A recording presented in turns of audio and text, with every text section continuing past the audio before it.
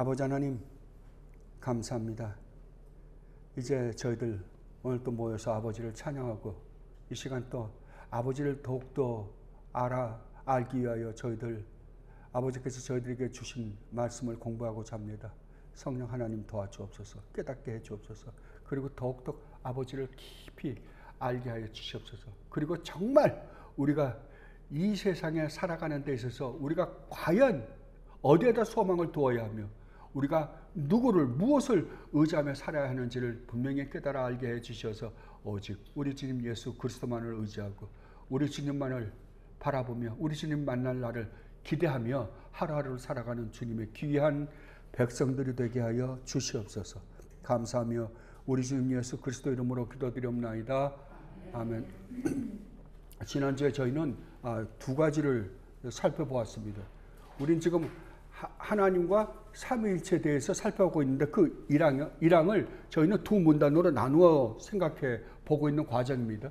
그런데 지난주에 우리가 살펴본 것은 그러니까 일항 첫 번째 문단의 맨 마지막 하나님에 대한 묘사에 대해서 살펴보았고 또 그 두 번째 문단 첫 번째 문장에 들어있는 하나의 거기에서도 우리가 네 가지 의미가 있는데 한 의미에 대해서 저희들 살펴보았습니다. 지난주에 우리가 살펴본 것을 다시 한번 읽어보도록 하겠습니다. 여러분들이 갖고 있는 65페이지, 그 전에 65페이지 10번을 한번 보겠습니다. 65페이지요. 제가 그냥 읽어드릴까요? 읽어드릴게요, 그냥. 예. 그는 존재와 완전성에서 무한하시고 가장 순결한 영으로서 볼 수 없고 몸과 지체가 없으시며 사람과 같은 성정도 없으시고 변치 않으시고 광대하시고 영원하시고 헤아릴 수 없으시고 전능하시고 지극히 지혜로우시며 가장 거룩하시고 가장 자유로우시고 가장 절대적이시다. 여기서 보면 하나님에 대해서 얼마나 많은 것들을 우리에게 가르쳐주고 있는지 모릅니다. 그런데 지난주에 우리가 살펴봤던 것은 하나님은 뭐라고요? 가장 자유로우신 분이시며 가장 절대적인 분이시다라는 것에 대해서 살펴보았습니다. 여기서 하나님은 가장 자유로우시고 가장 절대적인 분이시다라는 말은 하나님은 절대적 주권자이시다라는 말입니다. 오늘 나눠드린 74페이지입니다. 절대적 주권자이시다라는 말이에요. 74 오늘 나눠드린 거 74페이지요.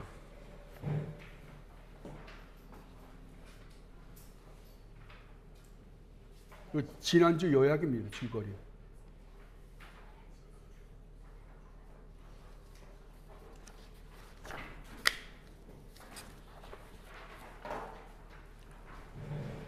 그러니까 하나님은 절대적 주권자이시다라는 말은 또 다른 말로 표현하면 하나님만이 유일무이하게 자율적 존재다 이거예요. 다른 말로 하면 하나님만이 유일하게 의지의 자유를 완벽하게 스스로 선택할 수 있으신 분이시다라는 말입니다. 하나님만이 유일무이하게 절대적 자유의지를 소유하신 분이시다. 그렇다면 인간은 뭐냐 이거예요. 하나님께서 인간에게 자유의지를 주셨다라고 그러잖아요. 그러나 하나님께서 우리에게 분명히 자유의지를 주셨습니다. 자유의지라는 건 뭐냐면 우리가 우리 앞에 놓여 있는 것들을 선택할 수 있는 선택의 능력이에요.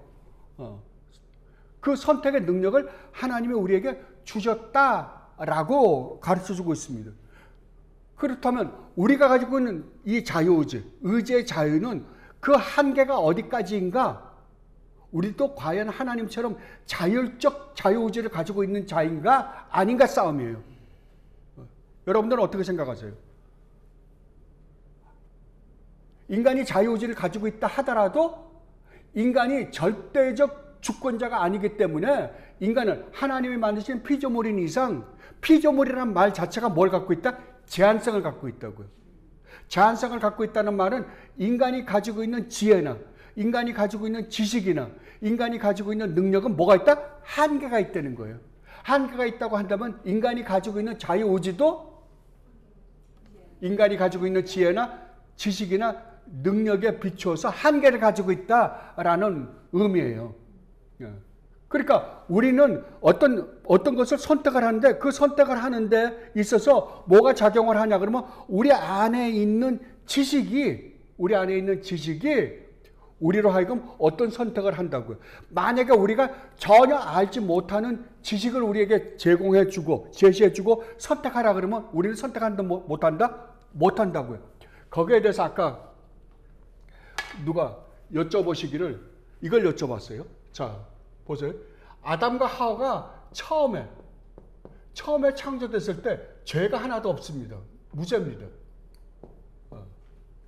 무죄라고 하더라도, 무죄니까 의로운 자죠? 의로운 자라 하더라도 완전한 의가 아니라고요. 이거는 완전한 의로 가기 위한 의예요. 이거를 어떤 분이 그런 이야기 하다. 이 의는 퍼펙트한 의고 이 의는 컴플리트한 의다라고요. 누가 설명을 하더라고요. 그러니까 어떤 면에서는 충분히 이해는 가요. 그러면 하나님께서 완전한 의, 그러니까 의라고 할 때는 여러분들이 분명히 알아야 될 것은 죄가 하나도 없는 상태를 의라고 하지만 또 하나는 항상 의로운 삶을 살아야만 의로운 자예요.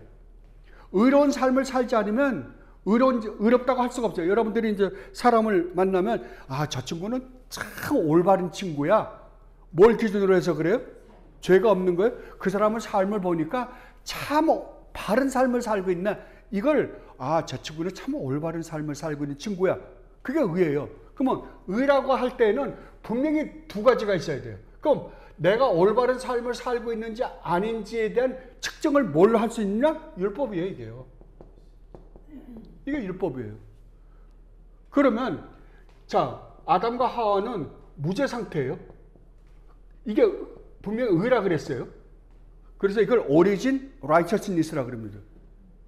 원의, 원래 하나님께서 주어진 의. 근데 여기에 율법을 지키면 이 율법이 뭐였어요? 네가 동산에 있는 모든 나무 열매는 마음대로 먹어라. 그러나 동산 중앙에 있는 선과 악을 알게 하는 나무에, 율법이라는 거잖아요. 지키면 복이고 지키지 않으면 저주잖아요. 그러니까 이거를 하나님께서 선과 악을 알게 하는 나무의 열매에 대해서 말씀하시면서 율법을 주셨어요. 이거를 행위언약이라고 그러거든요. 행위언약.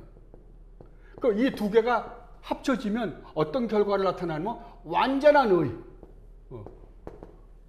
그러니까 아담은 죄가 없는데도 불구하고 죄가 없는 상태에서 태어났는데도 하나님께서 창조하셨는데도 불구하고 죄를 지을 수 있는 존재로 만들었다고요. 그런데 아담과 하와가 타락을 했어요. 타락을 하고 나면 어떻게 돼서 죄인이 되어버렸어요. 죄인이요. 자, 죄인이 되었고 세상은 온전히 타락을 했어요. 근데 죄인이라니까 뭐냐 그러면 하나님과의 관계가 끊어졌다는 소리예요. 여기 있을 때는 하나님도 알고 하나님은 선이잖아요. 선이라 그럴 때 우리는 잠깐 무슨 생각을 하냐면 도덕적인 걸 가지고 생각을 해요. 아니에요. 선은 항상 누구와 관계가 있다? 하나님과 관계가 있어요. 그러니까 내가 아무리 이 세상에서 착한 일을 많이 한다고 하더라도 그것이 하나님과 아무런 관계가 없다 그러면 그건 악이다 선이다? 악이라고요. 예. 왜? 하나님만이 선이시기 때문에 하나님과 관계를 하지 않는다고 한다면 비록 이 세상의 인간적인 관점에서의 그 어떠한 도덕적인 선을 행한다 하더라도 그것은 선이 될 수가 없다고요. 성경이 말하는 선은 아니에요. 하나님과 관계가 있어야 돼요. 그러니까 여기에 아담은 죄가 없을 뿐만이 아니라 하나님에 대한 지식도 있어요. 그러니까 선과 악을 선택할 수 있는 자유지가 있었다고요. 근데 타락하고 나니까 하나님과의 관계가 끊어져 버렸어요. 그러면 타락한 아담의 후예로 태어나는 인간들은 하나님과의 관계가 끊어졌기 때문에 하나님에 대한 지식이 있을까요? 없을까요? 없죠. 그러면 하나님도 선택하고 악을 선택하라 그러면 인간은 선을 선택할 수 있는 실력이 있다? 없다고요. 왜냐하면 선에 대한 지식이 전혀 없기 때문에 그래요. 그러면 죄인은 이제 아담이 타락한 후손으로 태어난 모든 인간은 죄인으로 태어나기 때문에 이 인간은 죄밖에는 지을 수가 없다고요. 선을 행할 수 있는 실력이 없어요. 그러면 이 세상의 모든 사람은 죄인으로 태어나면서부터 본질상 진노의 자녀로 태어나는 거예요. 그걸 죄인으로 태어난다라고 그러는 거예요. 죄인으로 태어난 그렇다면 이 세상의 모든 인간은 죄인으로 태어나서 죄만 짓다가 하나님에 대해서는 전혀 모르고 죄만 짓다가 그에 준하는 형벌을 받을 수밖에 없다. 이게 성경의 선포예요. 이거 타협이 아니에요. 선포예요. 그런데 우리가 구원을 받잖아요. 구원을 받으면 죄인인 우리가, 죄를 지을 수밖에 없는 우리가 이제 하나님에 대한 선에 대한 지식을 갖게 되는 거야. 하나님을 아니까, 구원을 받았으니까 하나님을 아니까. 그러니까 죄를 지을 수밖에 없는 우리에게 뭐가 들어오냐면 하나님에 대한 지식이 들어오는 거예요. 선이 들어오는 거예요. 그러니까 이제 구원받은 하나님의 백성은 뭘 할 수 있다? 죄를 선택할 수도 있고 선을 선택할 수도 있는 거예요. 예. 그리고 그렇다면 천국에 간 백성은요? 천국에 간 백성은 완전한 구원을 다 이루었잖아요. 이루었기 때문에 죄가 없는 세상에서 죄를 지을래야 지을 수 없는 존재로서 영원히 사는 거예요. 예. 이걸 분명히 우리가 인식을 해야만이 우리 자유의지를 인식할 수 있다니까요. 그렇다면 우리의 자유의지는 선과 악. 근데 선에 대한 지식이 없으면 나한테는 뭐에 대한 지식밖에 없는 거예요? 악에 대한 지식밖에 없는 거예요. 그러니까 악만 선택하는 거예요. 그래서 성경이 뭐냐면 이 세상에서 태어나는 모든 인간은 죄인으로 태어나서 죄만 짓다가 지옥 간다 그러는 거예요. 그러니까 에이 그게 뭐야. 선하게 사는 사람들이 아주 많은데. 그리고 세상은 뭐라고 생각하냐 그러면은 우리가 천국에 간다 지옥에 간다라는 거를 저울로 생각해요. 착한 일, 도덕적으로 착한 일을 많이 하면 이 저울추가 내려가잖아요. 내려가면 천국 가고 이쪽 죄를 지은 저울추가 많이 내려가면 지옥 간다라고 생각을 해요. 이게 모든 사람들이 갖고 있는 사고방식이에요. 근데 우리가 만드는 법만 해요. 지난주에도 제가 말씀드렸지만 우리가 만드는 법만 해도 이걸 부정한다고요. 내가 온 법을 다 지키다가 하나 안 지키면 그래 너는 그동안에 잘했으니까 용서해 줄게가 아니라 뭐라고요?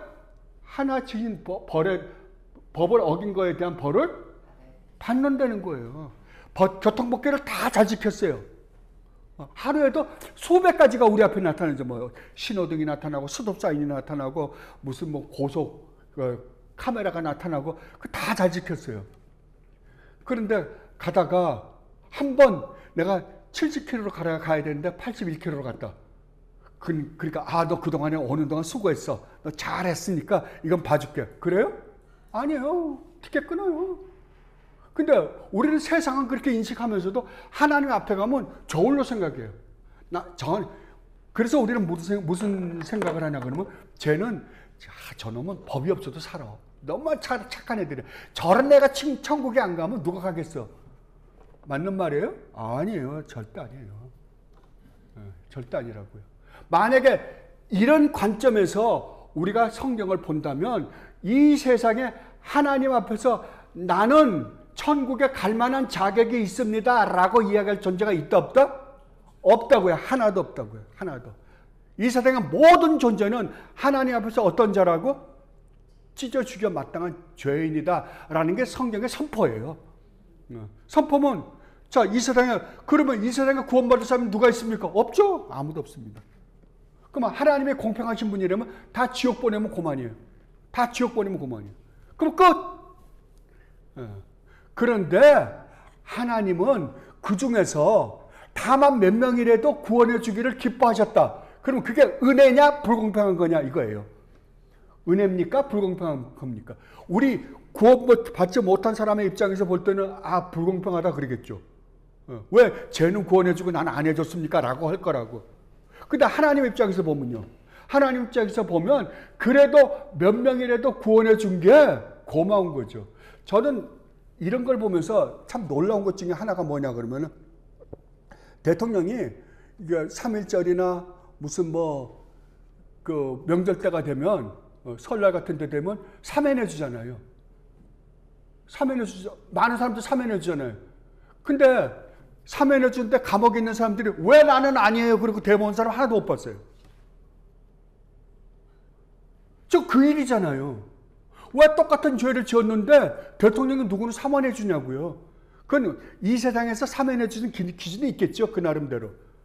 그러나 하나님은요. 하나님 마음이에요. 근데 우리는 그걸 갖다가 불공평하다 그런다니까요. 이 세상에서 대통령이 사면해 주는 거 가지고 감옥에서 데모 일으켰다는 말 저는 한 번도 못 들었어요. 근데 그거는 아이고 내가 이번에는 택함을 못 받았구나 그러고 말아요.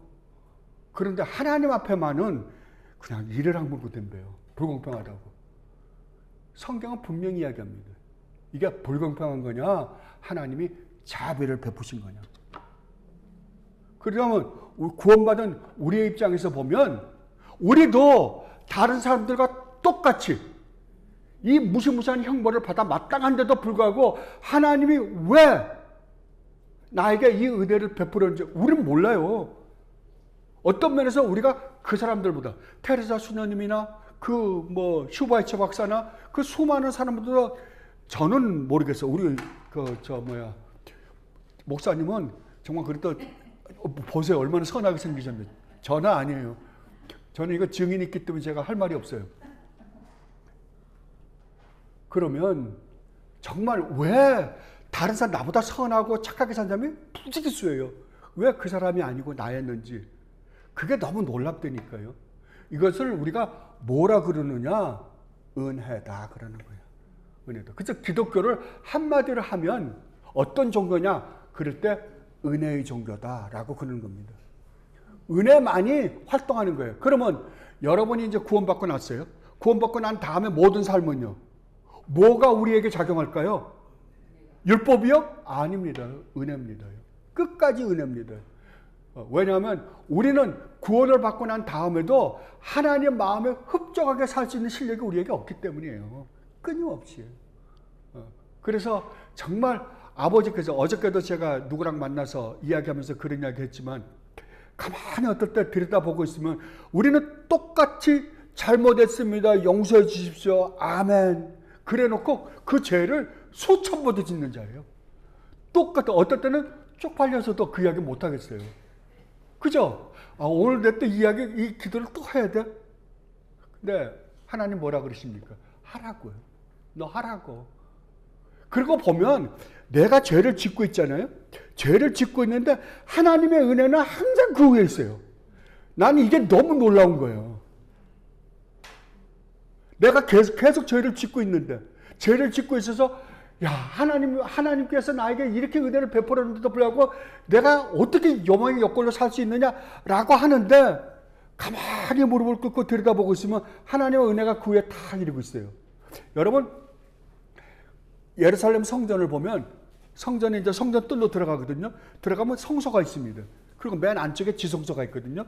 지성소에 가야만이 1년에 이스라엘 백성들이 저지른 죄를 용서받는 유일한 곳이 그곳이에요. 근데 거기에 언약궤가 있거든요. 그 언약궤 아래는 온통 뭐가 들어가 있냐 그러면은 죄의 상징들이 들어가 있어요. 아론의 쌍난 지팡이, 그 다음에 돌판, 만나, 이게 전부 다 인간이 누구인가, 죄를 얼마나 인간이 무시무시한 죄를 짓고 사는 인간인가가 비유로 거기 안에 들어가 있거든요. 이것들이요. 그러니까 돌판도 어떻게 죄를 지었는가에 대한 상징으로 들어가 있고요. 이것들이 다 상징으로 들어가 있거든요. 그 위에 뭐가 있냐 그러면 뚜껑이 덮여 있어요. 그 뚜껑 위에다가 피를 뿌리는 거거든요. 그 뚜껑을 뭐라 그래요? 시온자라 그래요. 그게 뚜껑이 덮이지 않고 열려버리면요. 죽는 거죠. 망하는 거죠. 근데 그 경험을 실제 우리가 살면서 산다니까요. 내가 죄를 지을 때마다 하나님 앞에 무릎을 꿇어보면 내가 생각해도 창피할 정도로 또 용서해 주십시오 라는 말을 하기 힘든데도 불구하고 은혜가 그 위에서 이렇게 다 덮여있다니까요. 우리 옛날에 한성룡 목사님이 후보링이라 그러잖아요. 하버링. 예. 독수리 날개가 이렇게 품고 있는 것처럼. 예. 그 영어가 훨씬 좋은 것 같아요. 하버링하고 있는 거 이렇게 탁 이렇게.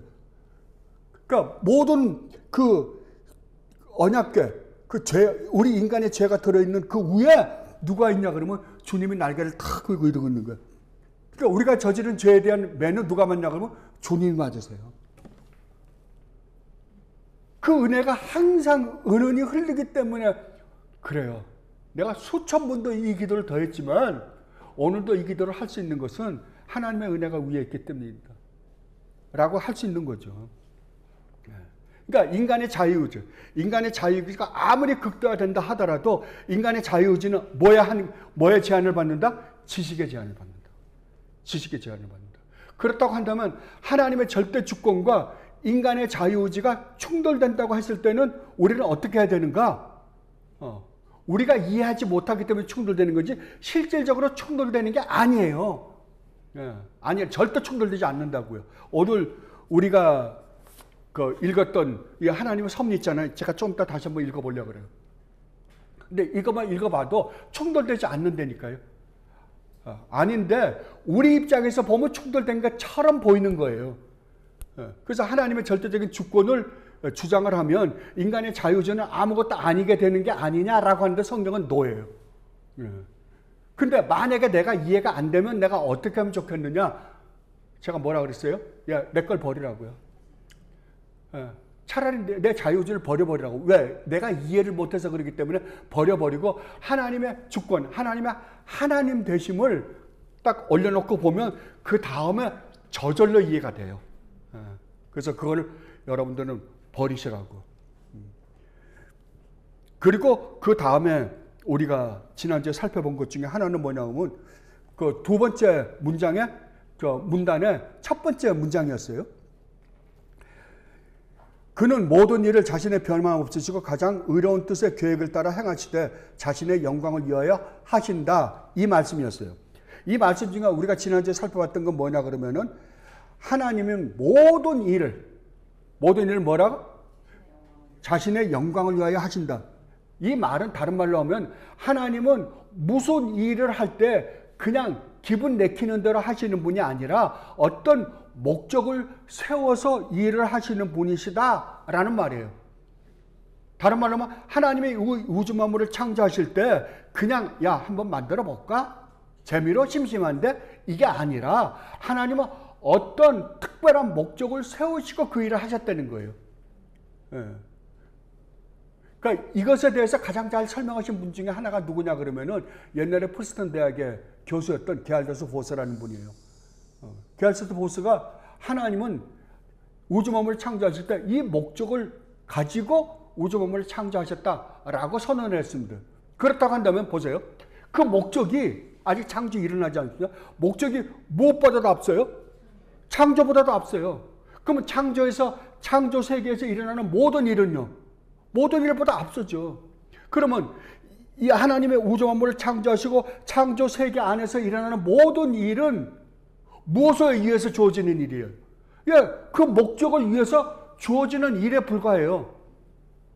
그렇다고 한다면 이 세상의 모든 역사요. 여러분 분명히 해두세요. 이 세상의 모든 역사는 하나님의 역사를 모르고는 알 수가 없습니다. 이 세상 역사를 따로따로 미국 역사, 한국 역사, 중국 역사 따로따로 하니까 이게 헷갈리는 거지 큰 틀 안에서 보면 하나님의 역사 안에서 이 세상 역사가 움직이고 있는 거예요. 움직이고 있는 거예요. 그런데 재미나는 거는 이것을 올바로 이해했을 때 성경이 무엇을 이야기하는지에 대한 통일성과 일관성을 가지고 있어요. 그렇다고 한다면 하나님 나라, 하나님이 목적했던 그 목적은 이미 이루어진 거잖아요. 그 목적을 이루기 위해서 이루어진 과정 중에 하나가 뭐냐고 하면 하나님 나라요, 인간의 구원이요. 우리에게 주어진 구원의 과정 속에서 일어나는 일들이에요. 그 모든 것들은 무엇 때문에 주어진 거다? 목적을 위해서 주어진 거라고요. 근데 그 목적이 뭐라고요? 목적이 하나님의 영광이라고요. 그러니까 하나님의 영광이란 말은 제가 여러분들에게 쉽게 말씀드리는데 하나님의 영광은 하나님 자신이에요. 하나님의 하나님 되심, 하나님의 그 어미하심, 위엄, 하나님의 도덕적인 아름다움을 전체를 가지고 이걸 뭐라 그랬나 그러면은 하나님의 영광이다라고 그래요. 하나님의 영광. 하나님의 영광이란 말의 의미가 뭐라고요? 하나님의 하나님 되심이라고요. 하나님을 한마디로 하면 하나님은 영광스러운 분이시다. 이것을 어떤 분들은 탁월하신 분이시다. 어떤 분들은 아름다우신 분이시다. 어떤 분들은 달콤하신 분이시다. 라고 이야기를 하지만 그건 하나님의 하나님다우심을 자기가 느낀 대로 표현하는 거잖아요. 그 모든 것을 뭐라고 말한다? 하나님의 영광이다 라고 이야기하는 거예요. 그렇다고 한다면 하나님은 무엇을 통하여 하나님의 영광을 드러내시는가? 이게 목적이라 그러잖아요. 그러면 하나님의 영광을 위해서 했다고 한다면 이 영광을 위해서 하나님은 우주 만물을 창조했잖아요. 그러면 창조 자체가 뭘 드러내기 위한 거예요? 하나님의 영광, 하나님의 아름다우심을 드러내기 위한 거예요. 그러면 하나님의 영광이 어디서 드러나느냐? 하나님의 창조하신 우주 만물을 보면 하나님의 장엄하심, 하나님의 위대하심, 하나님의 위엄, 그것뿐만 아니라 하나님의 아름다우심, 꽃이나 이런 것들을 보면서 하나님이 얼마나 아름다우신 분이신가. 더더군구나 하나님이 인간을 창조하셨을 때 인간을 하나님의 형상대로 창조하셨다라고 한다면 하나님의 그 도덕적 아름다움을 가장 잘 묘사하신 존재가 누구예요? 인간이에요.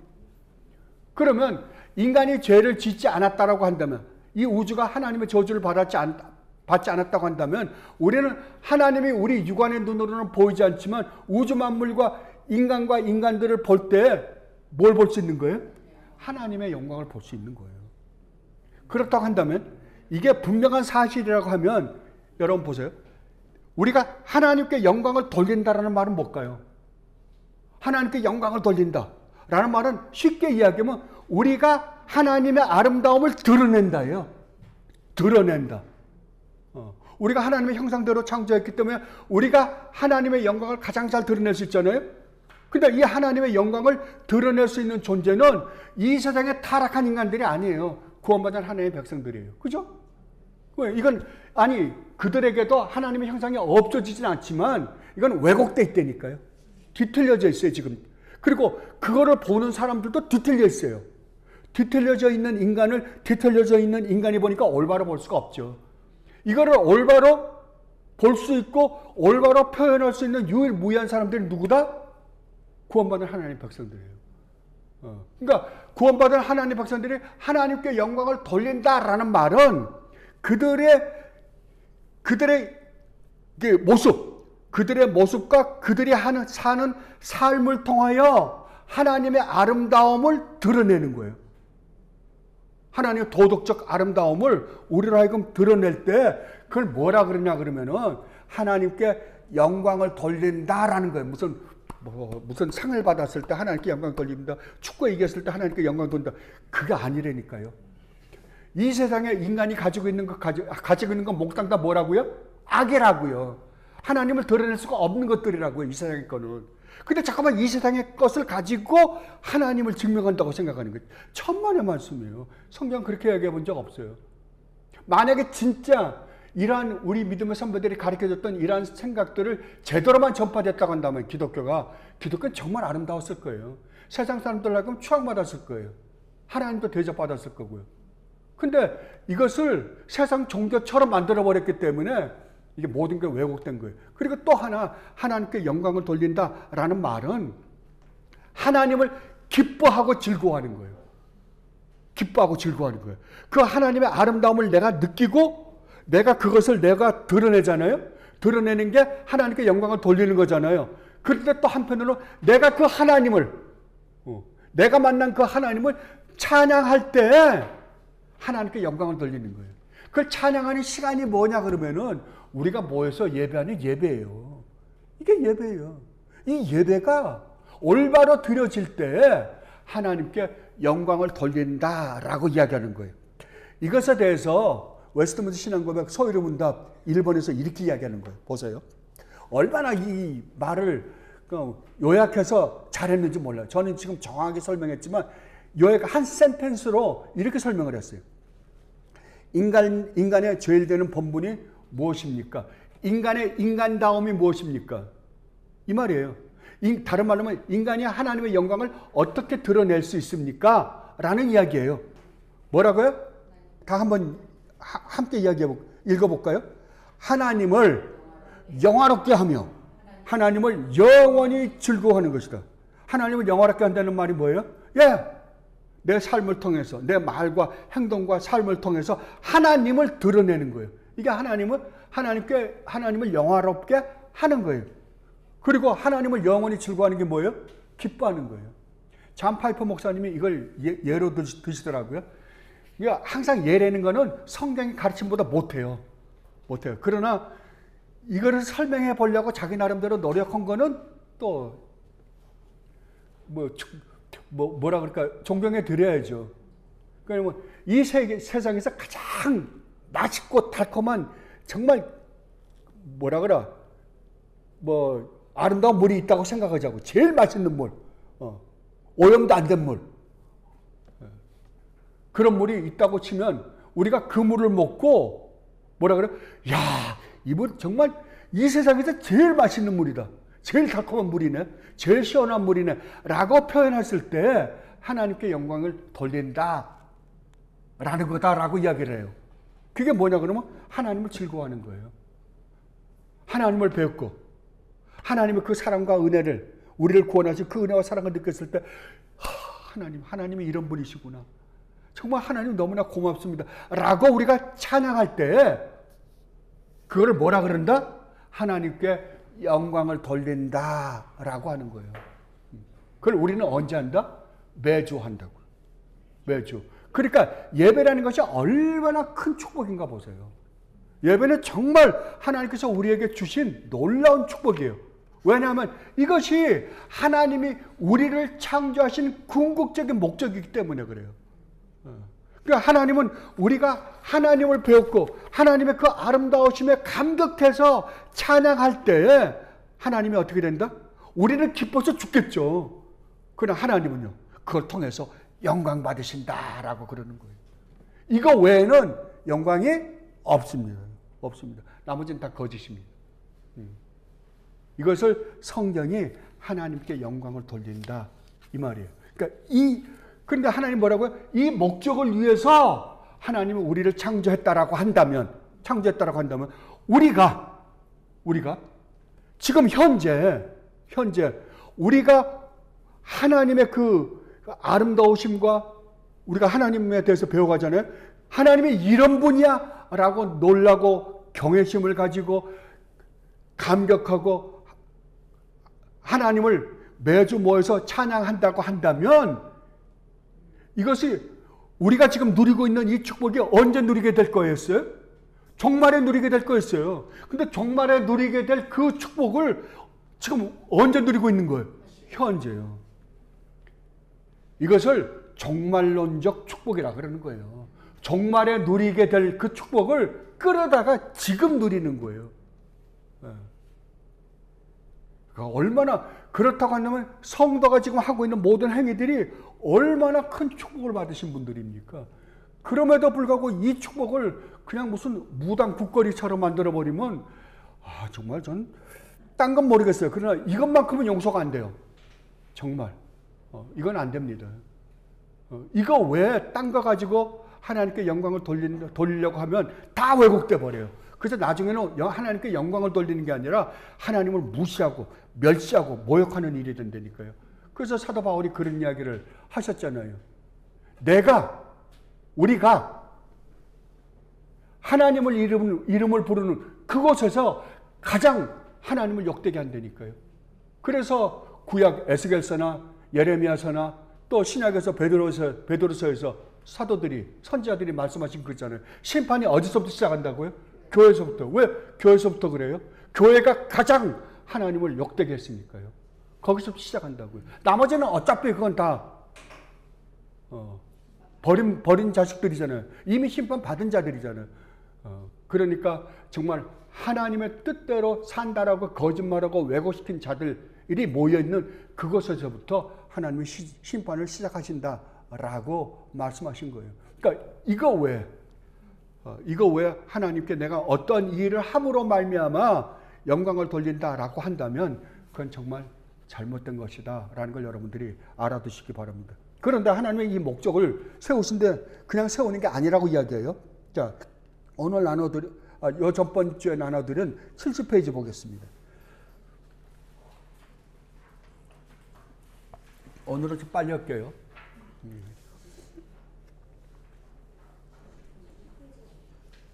70페이지, 요 전번 거요. 지난주에 나눠드렸는데. 네. 70페이지 2번입니다. 하나님께서는 목적을 정하신 다음에 일하실 뿐만 아니라 또한 그 목적을 이루기 위한 모든 과정 또한 세밀히 계획하셔서 일하시는 분이시다. 그래서 이렇게 이야기했어요. 하나님은 모든 일을 뜻의 계획을 따라 행하신다. 자, 이 말은 뭐냐 그러면은 하나님은 그 목적을 세우셨을 뿐만 아니라 그 목적을 일하시는 과정도 누가 세우신다? 하나님이 세우신다 이 말이에요. 그렇다고 한다면 이 세상에서 일어나는 모든 일은 누구 손 안에서 움직이는 거예요? 하나님의 손 안에서요. 여러분 오늘 우리가 신앙 고백한 웨스트민스터 신앙 고백 섭리 1랑 있죠? 그거 한번 펴보세요.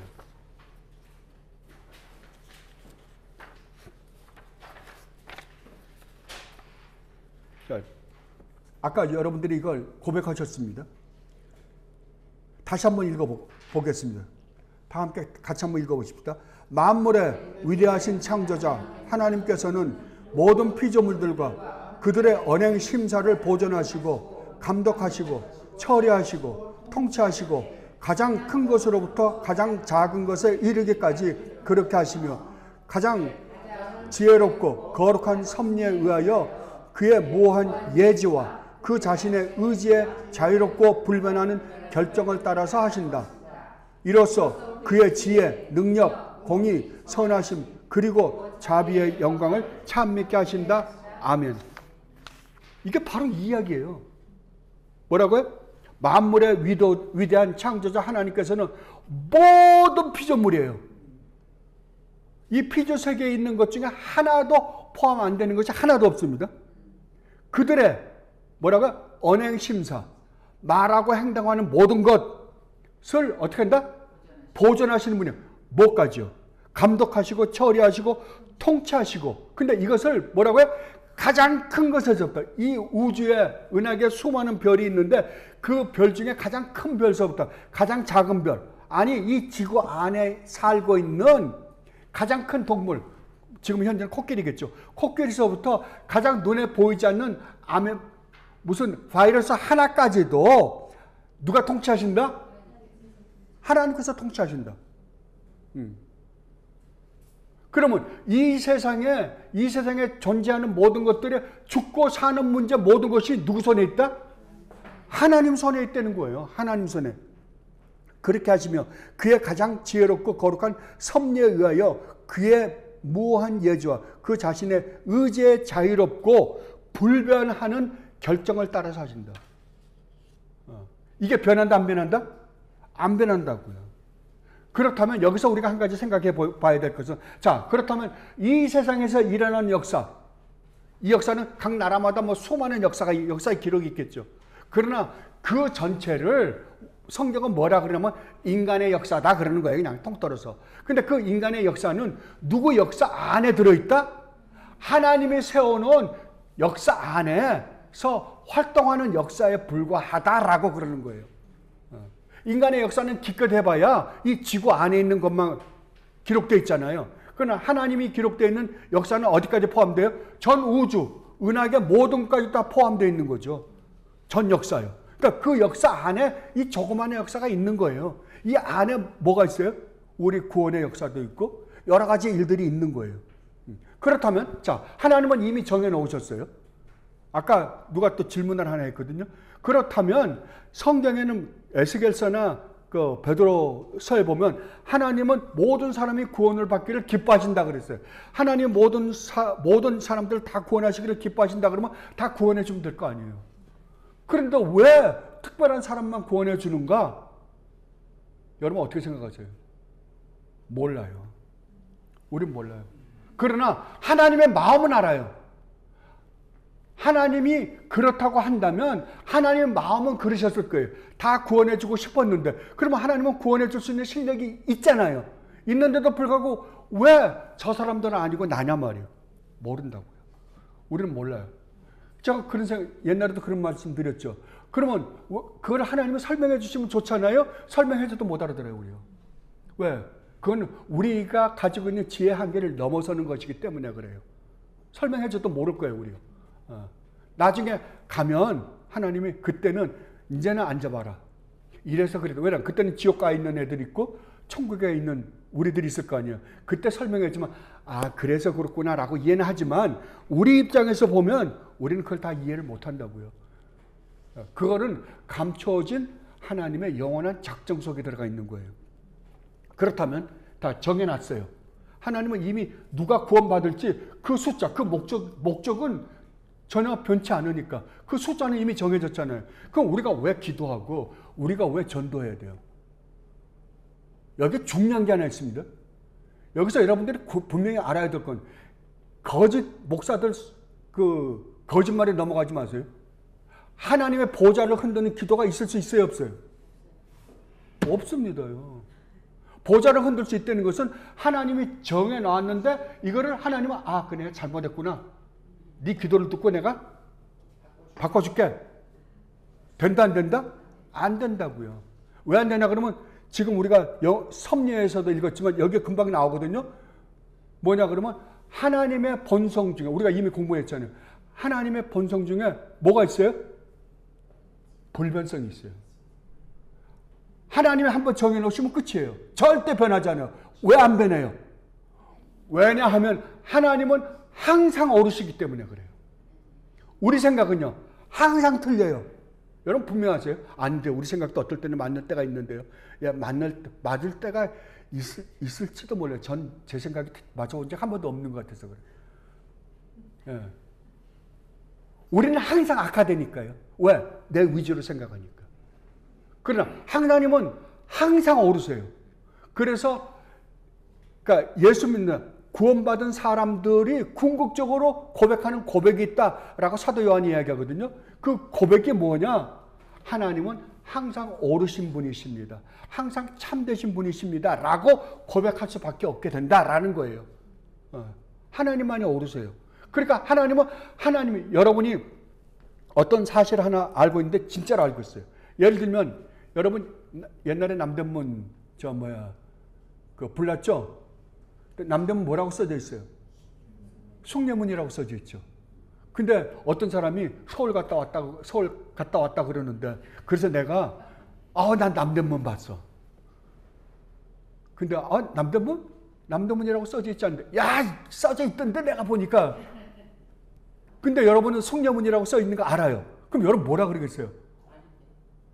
나는 분명 숭례문이라고 알고 있는데 이 사람이 이제 가보지도 않고 네가 뭘 알아? 그 남대문이라고 써져 있던데 나 봤는데 그래서 남대문이라고 부르는 거 아니야? 사람들이 그런다고 한다면 여러분 뭐라 그러겠어요? 그래 네 말이 맞다 그러겠어요? 아니죠. 끝까지 숭례문이라고 그럴 거 아니에요. 예, 왜요? 이게 옳으니까요. 예. 그러니까 하나님은 항상 옳으시기 때문에 변할 수가 없다고. 왜? 우리가 생각하는 게 틀렸는데 저 개우 저놈이 생각하는 게 틀렸는데 자기는 그게 옳다고 우기니까 이게 말이 돼요? 안 움직이신다니까. 그런데도 불구하고 뭐라고요? 보좌를 흔드는 기도를 자기가 가르쳐 주겠대요. 이런 정신병 환자가 어디 있어요? 이건 하나님이 누군지 몰라서 그런 거예요. 하나님은 하나님이 결정해 놓으신 걸 변경시키신다 안 시킨다? 안 시킨다고요. 그렇다면 왜 기도와 전도를 기도한다고 안 변할 거. 저 사람 구원해 주세요. 하나님이 이미 정해놨으면 안 변할 거 아니에요. 그럼 내가 기도할 이유가 뭐 있어요? 어차피 내가 기도 안 해도 그건 구원받을 거고 기도해도 구원받을 거고 전도를 해도 구원받을 사람은 구원받고 구원 못 받을 사람은 못 받을 텐데 내가 왜 해야 되냐고요. 오늘 본문이 바로 그거예요. 뭐라고요? 하나님이 목적을 정해 놓으셨지만 목적을 이루는 방법도 누가 결정한다? 하나님이 결정하신다요. 뭐를 통해서? 너희들의 기도와 너희들의 전도를 통해서 내가 그렇게 하기를 기뻐한다라고 그래요. 왜 그럴까요? 하나님의 하시는 일에 우리를 동참시키셔서 하나님의 살아계심을 우리로 하여금 알게 하시기 위해서요. 깨달아 알게 하시기 위해요. 이거 저는 한번 성경을 읽을 때요, 그걸 한번 쫓아본 적이 있어요. 에스겔서를 보면 제일 많이 나와 있어요. 하나님을 알게 하시기 위해서, 하나님을 알게 하시고, 그걸 몇 번이나 줄을 쳐야 되는지 그것만 줄 쳐본 적도 있거든요. 바로 그거예요. 하나님이 어떠한 분이신가, 그 하나님이 나를 얼마나 귀하게 여기시는가, 나를 얼마나 아끼시는가, 나를 얼마나 사랑하시는가를 그러한 일들을 통해서 알게 하시기 위해서 우리의 기도를 통해, 우리의 기도가 그분을 구원한 건 아니에요. 그러니까 우리의 기도를 통해서 하나님이 그 사람을 구원함으로 말미암아 하나님의 말씀의 역사가 이렇게 일어나는 거예요. 여러분 전도하러 가보세요. 여러분들이 전도해야 되는 대상이 어떤 존재들이에요? 오늘 목사님 그러셨죠. 이 세상의 모든 사람은 다 누구라? 죽어 있다고요. 죽어 있어. 그러면 이 세상 영적인 눈으로 볼 때 이 세상은 뭐예요? 묘지예요, 묘지. 다 죽은 자들이 사는 세상이에요, 여기요. 그렇다고 한다면 다 죽어 있는데 거기 가서 뭐라고 이야기할 수 있어요? 주 예수 그리스도를 믿어라. 그래야만 너와 내 집에 구원받는다. 아니 죽은 놈들이 뭐 듣긴 뭘 들어요. 살아나야지 듣든지만, 살아있는 자가 듣는 거지 죽은 자는 들을 귀도 없어요. 근데 뭘 가서 전도하란 말이에요. 그럼에도 불구하고 하나님은 하라 그래요. 근데 나는 분명히 공동묘지에 가서 야, 주 예수 그리스도를 믿어라. 그러면 너와 내 집에 구원을 받는다 라고 이야기를 하는데, 무덤을 깨고 관이 일어나고 관이 쫙 깨지면서 죽은 사람이 이렇게 탁탁탁 나온다고 한번 생각해 보세요. 누가 놀라겠어요? 무덤에서 나온 사람 아니에요. 내가 기거를, 나는 기대를 안 했을 거 아니에요. 어느 역사가 일어나는 거예요? 하나님의 역사가, 하나님의 살아계신 능력이 지금 내 눈앞에서 일어나고 있는 거잖아요. 누구를 위해서요? 우리를 위해서. 이게 정확하게 에스겔서 37장의 논증이에요. 그러니까 에스겔서 36장 37장에 보면 우리가 왜 기도를 해야 되는지, 우리가 왜 전도를 해야 되는지에 대해서 정확하게 설명하고 있어요.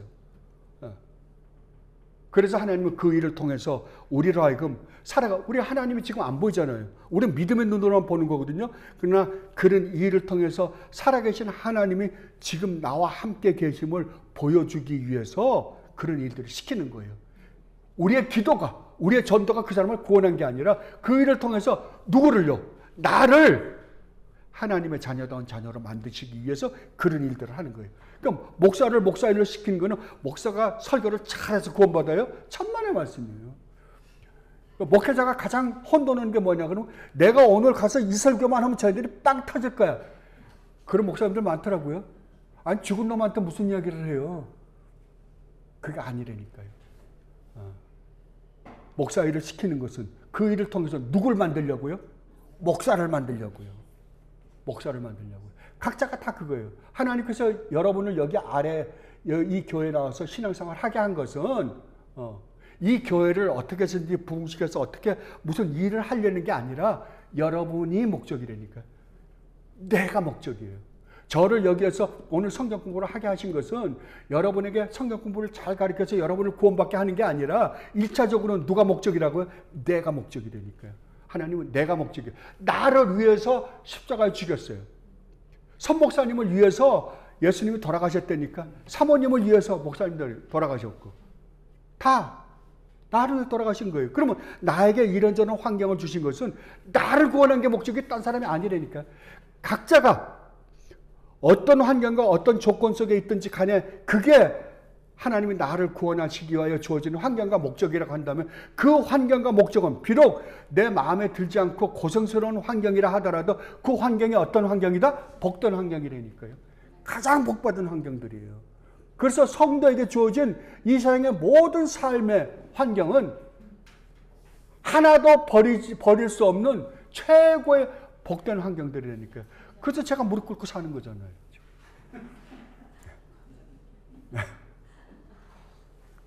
그래서 R.C. 스프롤 목사님이 71페이지 보면 이렇게 말씀하셨습니다.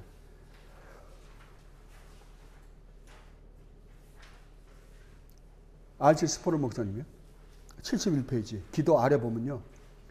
기도의 목적은 하나님의 마음을 바꾸는 것이 아니라 우리의 마음을 바꾸고 하나님과 교제하고 하늘에 계신 우리 아버지께 나아가 우리의 심정을 토로하는 것이다.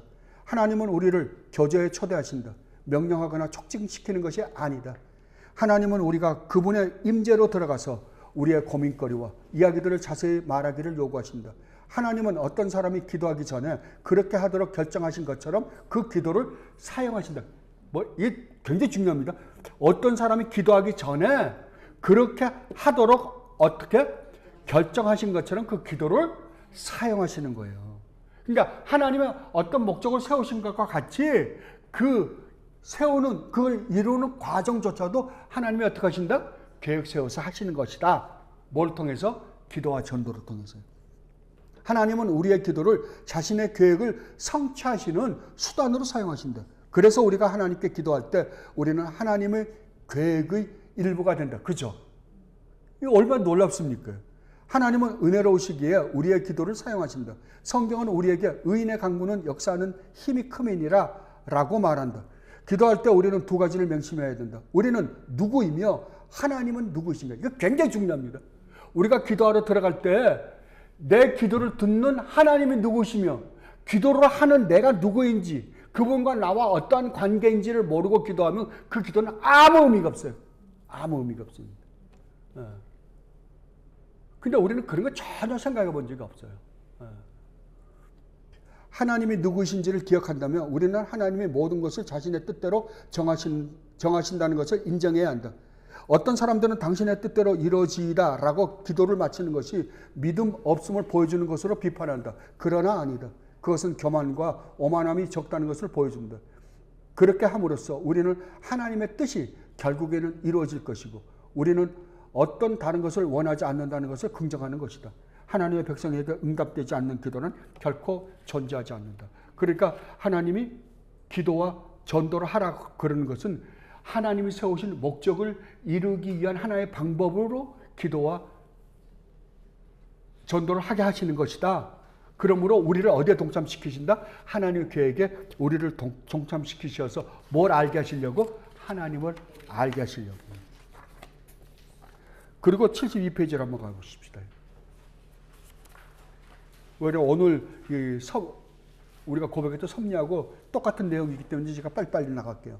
3번에 보면 하나님의 계획과 목적은 하나님의 변하지 않는 성품과 같이 절대로 변하지 않게 계획하시고 그 목적을 이루신다. 그래서 이렇게 웨스트민스터 신앙고백은 기록하고 있습니다. 그는 하나님은 모든 일을 자신의 변함 없으신 대로 계획하시고 목적하신다라고 이야기합니다. 그러니까 다른 말로 하면 하나님은 어떤 목적을 세우셨을 뿐만이 아니라 그 목적을 이루는 방법도 또한 하나님이 정하신다라는 거예요. 그렇다고 한다면 이 세상에서 일어나는 모든 일은 누구의 뜻만 이루어지는 거예요? 하나님의 뜻만 이루어지는 거예요. 우리 인간의 뜻은요 하나도 안 이루어져요. 근데 우리는 우리의 뜻이 이루어지면 하나님이 축복했다 그러죠. 우리의 뜻이 안 이루어지면요 그건 아니라고 그러는 거고. 아니에요. 주님까지도 그러죠. 주님이 이 세상에 오신 이유가 뭐예요? 십자가를 지러 오신 거예요. 근데 마지막 겟세마네에서 뭐라 그래요? 아버지여, 이 잔을 내게서 물리쳐 주실 수만 있으면 물리쳐 주옵소서. 그러나, 그러니까 인간으로 오신, 아까 우리 목사님이 설교하신 것처럼 하나님이신데도 불구하고 하나님의 자리를, 그래도 하나님이 아직 아니신 건 아니에요. 하나님은 영원하신 하나님이세요. 그럼에도 불구하고 하나님은 잠시 그 자리를 놔두시고 이 땅에 오셔서 인간으로 오셔서 인간으로서 우리를 대표해서 그 모든 일을 이루셔야 되기 때문에 우리의 죄 문제, 우리의 율법 문제를 이루셔야 되기 때문에 인간으로 오신 거예요. 그러니까 인간으로서 그 십자가는 너무 무거운 거예요. 우리가 우리 한 사람의 죄로 받는 십자가의 무게도 무겁겠지만 우리 주님은 한 사람이 아니잖아요. 그 사람의 숫자가 얼마나 되는지 전 몰라요. 얼마나 되는지는 모르지만 그 수많은 사람, 허다한 무리, 14만 4천, 그 전 하나님의 백성들의 죄를 뒤집어 쓰고 그걸 몽땅 십자가에서 인간으로서 다 받아야 되는 거잖아요. 여러분 상상을 해보세요. 그 무게가 얼마나 엄청나겠는가. 그것뿐만 아니라 하나님으로부터 영원전부터 영원히 아버지와 아들로서 그렇게 돈독한 사랑을 가지고 서로 극진히 사랑하신 내 아버지요, 내 아들인데 하나님은 아들을 버리셔야 되고 아들은 아버지로부터 버림을 받아야 되는 그 현장에 있는 거잖아요. 이게 얼마나 힘이 드셨겠어요. 육체적인 고통보다도 아마 그게 더 천배 만배 힘드셨을 거예요. 그래서 나의 아버지, 나의 하나님, 어찌하여 나를 버리시나이까? 라고 고백했던 거. 너무 힘듭니다가 아니라 어찌하여 나를 버리시나이까? 예. 그럼 뭐라고요? 나의 뜻대로만 없이고 아버지의 뜻대로 하옵소서. 몇 번 기도했다고요? 3번이요. 3번 기도했다는 말은 정말 간절한 마음으로 끊임없이 기도했다는 거예요. 응답 받을 때까지 기도했다는 거거든요. 간절히 기도했는데 결국 하나님 뭐라고요? 가라. 가라. 네가 치지 않으면 쟤네들 구원 못한다. 가라. 그럴 때 그 아버지의 마음. 그리고 자기를 버려야만 되는 아버지의 입장을 아는 아들의 마음. 참 그런 거 생각해 보면요, 참 우리 이렇게 살아도 되나 싶어요, 진짜. 그런데 우리는 여기서 조금만 손해 나면 으악 하고 덤비잖아요, 그냥. 하나님 나를 왜 이렇게 합니까? 나 아파 죽겠습니다. 지금 못 견디겠습니다. 아닙니다. 그래서 정말 이 십자가의 은혜를 하나님이 차츰 깨닫게 해주심으로 정말 우리로 하여금 그래 그렇게 살아야지 라고 살게 한다고 성경은 이야기를 합니다. 그러니까 십자가 은혜를 모르고는 우리는 이 세상에서 성도로서의 삶을 살아갈 수가 없어요. 그러니까 항상 내가 이 세상이 힘들 때는 뭘 바라봐라? 십자가를 바라봐라. 예. 십자가밖에는 방법이 없습니다. 그런데 이제 마지막으로요, 그 문장 중에 4번 보겠습니다. 72페이지 아래. 하나님의 계획과 목적은 하나님의 의로운 뜻을 따라 행하신다. 그는 모든 일을 자신의 가장 의로운 뜻을 따라 일하신다. 하나님은 변하지 않는 속성을 갖고 계실 뿐만이 아니라 하나님의 하신 일은 뭐다? 항상 옳다고요. 항상 옳으세요. 그러니까 하나님은 양보할 수 있다 없다? 없다고요. 그러면 이 세상에서 일어나는 일은 하나님의 뜻만이 일어난다고요. 그러면 아까 알츠 스포르 목사님은 그랬죠. 아버지의 뜻대로 되기를 원하나이다 라는 게 잘못된 기도도 아니다? 아니다라고요. 그게 가장 겸손하고 하나님을 올바로 사는 사람들의 기도다라고 이야기를 하고 있습니다. 제가 오늘 나눠드린 거에 마지막에 보면 오늘 나눠드린 거 75페이지 뒤에 보면 영적 전쟁. 아까 우리 목사님이 그 북쪽에 있는 산 있죠? 할무기또. 그 언어플레이라고 그러는 거예요. 그걸 언어플레이라고 그러더라고요. 메리트 클라인 교수가. 그 아마겟돈 전쟁은 어디서부터 시작했다? 예, 거기서부터 시작했다고요. 사탄이 하나님을 배반할 때부터 그때부터 시작된 전쟁. 그러니까 그 전쟁이 지금 우리 뒤에 영적인 전쟁이 어마어마하게 일어나고 있다니까. 그 전쟁 안에 지금 우리의 전쟁이 있는 거예요. 그러니까 우리는 지금 눈에 보이는 건 아무것도 아니에요.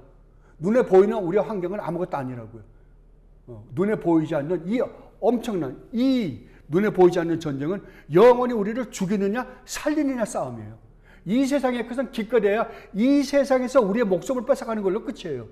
그러나 이 영적인 싸움은 영원한 우리 생명까지도 망치는 싸움이잖아요. 그 영적 싸움에서 하나님 나라 백성과 사탄의 나라 백성의 차이는 엄격합니다.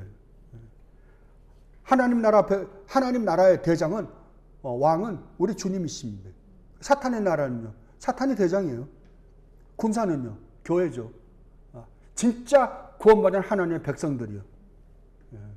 그러나 사탄의 나라 백성은요, 하나님의 구원받지 못한 이 세상에 존재하는 모든 민족이에요. 그런데 영적인 전쟁의 무기는 하나님 나라 백성들은 사랑, 온유, 겸손, 인내, 충성, 화평, 인내, 양선, 충성, 자신을 버린 말씀, 기도, 예배 이런 것들이. 근데 이 세상에 건요. 종교, 철학, 과학, 문화, 명예, 세상의 권력, 세상의 지식, 쾌락, 돈이에요. 제일 무서운 게 돈이에요, 지금은요. 돈. 예.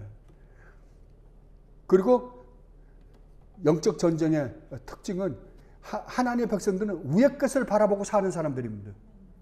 이 세상의 것에 소망을 두지 않습니다. 그러니까 성도는 이 세상에 일을 합니다. 그러나 이 세상에는 그 어떤 소망이나 미련이 없는 사람들이에요. 성도는 분명히 이 세상에 미련이 없는 사람들이에요. 우리는 이 세상의 땅의 것을 바라보는 게 아니라 하늘의 것을 바라보며 천성을 향해 가는 사람들이에요. 사도 바울 말만 뒤의 것은 잊어버리고 목표를 향해서 가는 사람들이에요. 근데 이 세상 사람들은요, 하늘의 것을 모르기 때문에 이 세상이 유일무이한 소망이에요. 그 사람들에게는. 이게 다예요. 그 사람들에게는. 그러면 우리 그 사람들도 이 세상에서 직장에서 일하고 사업도 하고 이런저런 일을 하는데요. 똑같은 일을 합니다. 그러나 목적이 달라요. 이 세상 사람들은 그렇게 해서 돈을 많이 벌어서 권력을 가지고 이 세상에서 군림하는 거예요. 왕으로 군림하기 위해서, 부귀영화를 누리기 위해서요. 성도는 똑같은 일을 하는데 그 일을 통해서 뭘 하려고요? 하나님의 영광을 위해서요.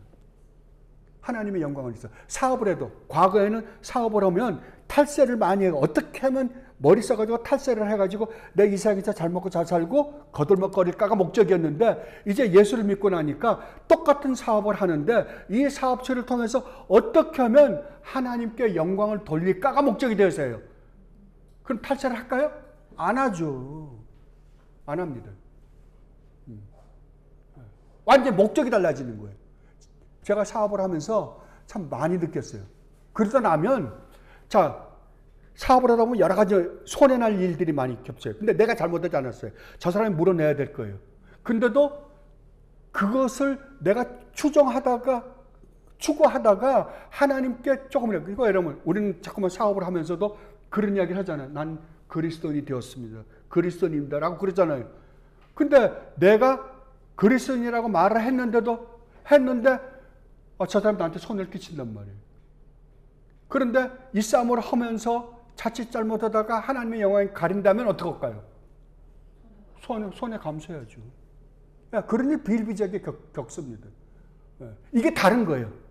성도와 이 세상 사람들이 살아가는 똑같은 삶을 살아가는 것 같은데 목적이 판이하게 다르다니까요. 그래서 성도는 그 목적이 하나님의 영광이요. 세상 사람들은요. 자신의 기쁨과 행복과 부경합니다. 자기 자신에게 달려있다고요. 그러니까 여러분, 이것을 분명히 알면 사도 바울이 말씀하신 것처럼 하나님을 사랑하는 자, 그러니까 하나님을 사랑하게 된 자예요. 하나님을 사랑하는 자, 그의 뜻대로 부르심을 입은 자들에게는, 그러니까 하나님의 뜻대로 부르심을 입은 자들은 어떻게 된다? 하나님을 사랑하는 자가 되는 거예요. 하나님을 사랑하는 자, 그의 뜻대로 부르심을 입은 자들에게는 모든 것이 합력하여, 이 세상에서 일어나는 모든 것들이 합력하여 뭘 이룬다? 선을 이룬다. 그 말은 무슨 말이에요? 하나님의 영광이 드러난다 이 말이에요. 선을 이룬다. 정말 진짜 오늘날은 참 그리스도인들을 찾아보기 힘든 이때 여러분들만큼이라도 정말 하나님을 올바로 알고 하나님의 영광을 여러분의 삶에서 드러내며 살다가 주님 부르실 때 주님 앞에서 기쁨으로 주님을 맞이하는 여러분들이 되시기를 진심으로 바랍니다. 기도하겠습니다. 아버지 하나님, 너무나 고맙습니다. 저희들 무엇이길래 이렇게 차근차근 앉혀놓고 이렇게 자상하게 가르쳐 주셨는데도 불구하고 저희들이 또 세상에 나가서 살면서는 아버지의 말씀을 잊어버리고 잘못된 길로 나아갈 때가 많습니다. 그럼에도 불구하고 아버지께서는 또다시 저희들을 또 불러앉혀놓고 또 이렇게 말씀해 주시고 또 그렇게 살 수 있도록 허락해 주시니 진심으로 감사드립니다. 아버지, 또 일주일 동안 나가서 그렇게 살아보도록 노력하겠습니다. 성령 하나님 도와주옵소서. 어거스틴이 아버지께 기도할 때 그렇게 기도했다라고 들었습니다. 저에게 이렇게 살라고만 말씀하지 마시고 저에게 그렇게 살 수 있는 능력도 아울러 허락해 달라고요. 저도 말씀드립니다. 아버지, 저렇게 이렇게 살으라고 말씀하신 것 저희들이 깨달았으니 그렇게 살 수 있는 힘 또한 아버지께서 허락해 주시어서 아버지의 영광을 드러내며 사는 일주일이 되게 하여 주옵소서. 감사하며 우리 주님 예수 그리스도 이름으로 기도드리옵나이다.